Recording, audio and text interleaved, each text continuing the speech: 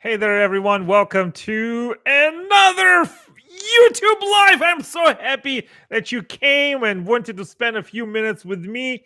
All right, so the title of this discussion is Words Are Energy. Words have energy. Have you ever heard a speaker who have really touched your heart, who really moved you emotionally, spiritually? That is what I'm talking about. And the reason that I love talking about words and energy because that's my business. I help clients choose the right words in the right time to the right audience so they can achieve their goals. And very first time I really heard about the words and energy is when I was in not kindergarten, but in elementary school. I remember a speaker came to our small school, into our small class. She came into a classroom and she talked about energy that is emitted when you are talking to someone, energy when you're cooking, energy when you're thinking.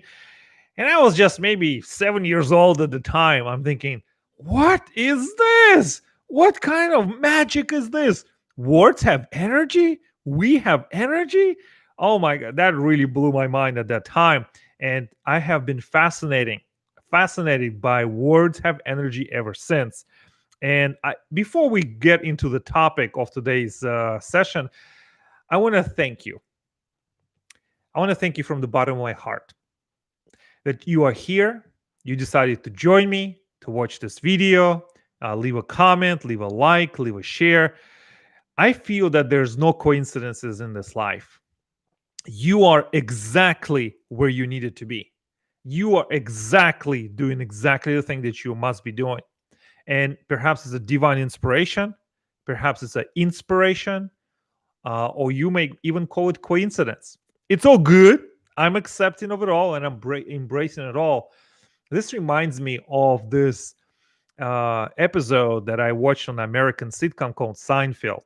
There's this character, one of the main characters in the show, Elaine Bennis. She's a strong, independent, funny character woman.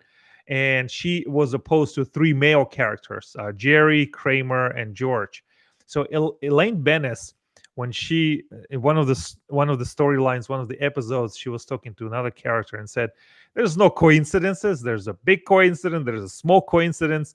I don't remember the plot line, but you have to watch it for yourself and decide whether you are with Elaine Bennis or you are not on her side in this argument. All right, so words have energy. The reason that I love this topic, because in my business, in coaching, speaking, training, writing, keynote, public speaking presentations, I feel that every words we say and every word we receive is an act of magic.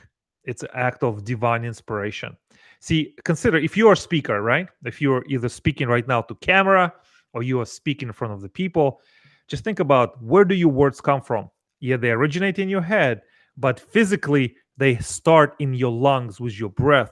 And I think your words they touch your heart and they move out because that's the breath, right? It's the air, and then you vocalize it with your tongue. So your words a lot of times start with your heart. And there's something called heart energy, right? That can be detected by between 3 meters, and it has it has a very strong magnetic resonance.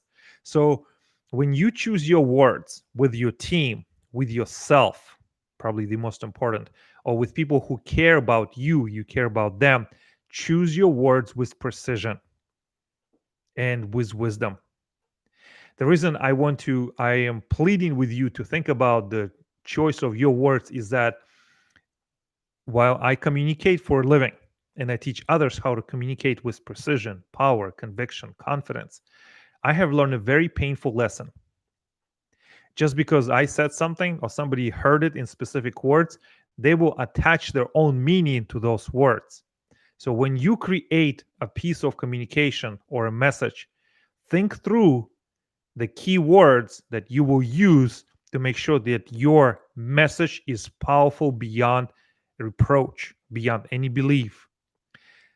Instead of using the word very, use significant, tremendous, or powerful.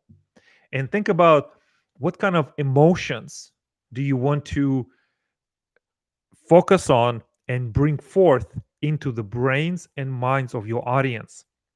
And I also feel that when you are speaking with somebody else, whether in front of the room or you leading somebody at your team or at home or at work, you have a tremendous responsibility to choose your words that will create the biggest value.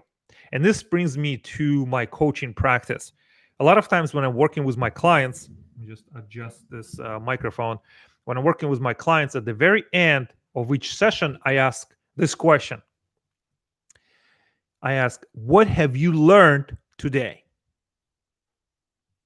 And I let my audience and my clients to think about this. What have you learned about yourself today? And I let my audience think about through it. What I have recently learned that while that question is good to start, there's better questions to ask. So if you are a coach or a business owner, entrepreneur, a leader, whether you're leading somebody at home or a team at work, while asking the question, what have we learned today, is a start. Follow up when you ask an augmented question, consider this. Consider asking this too. What value has this session created for you today? That's powerful.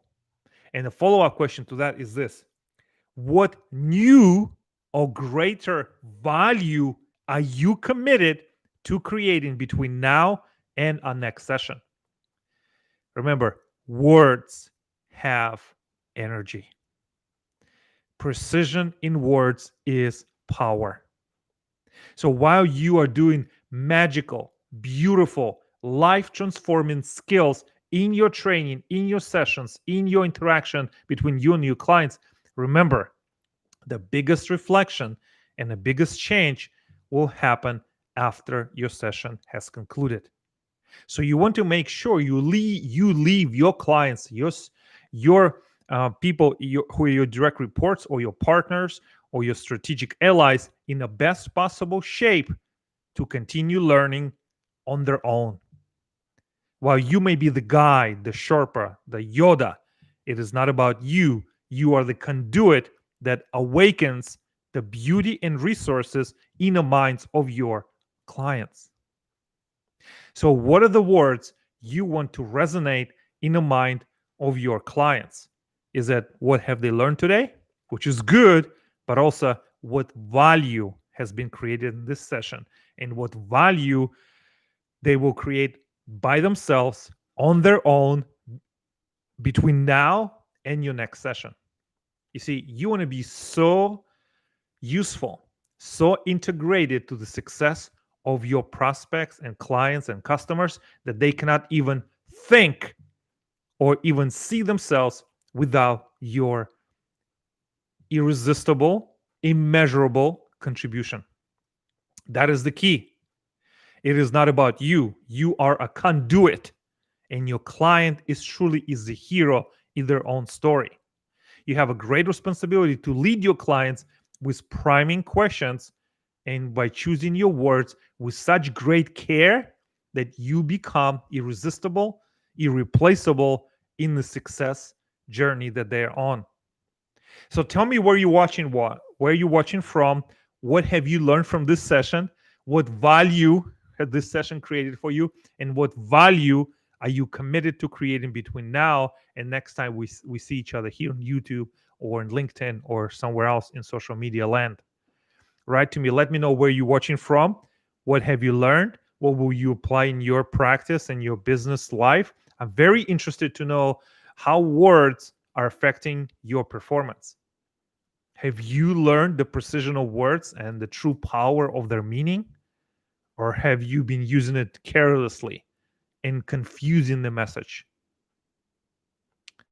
Remember, there are people right now who have less experience than you have, who have less qualifications than you ever have, and yet they live in the life that you can only dream of. The difference, they made a decision and took imperfect action now. So I appreciate you spending this time with me and learning about the energy and precision and power of words. But now you have to go out and make your dreams work for you. And it's not by watching or thinking, it's by reflecting, evaluating, and then taking action. And then measuring your feedback so you can do better next time.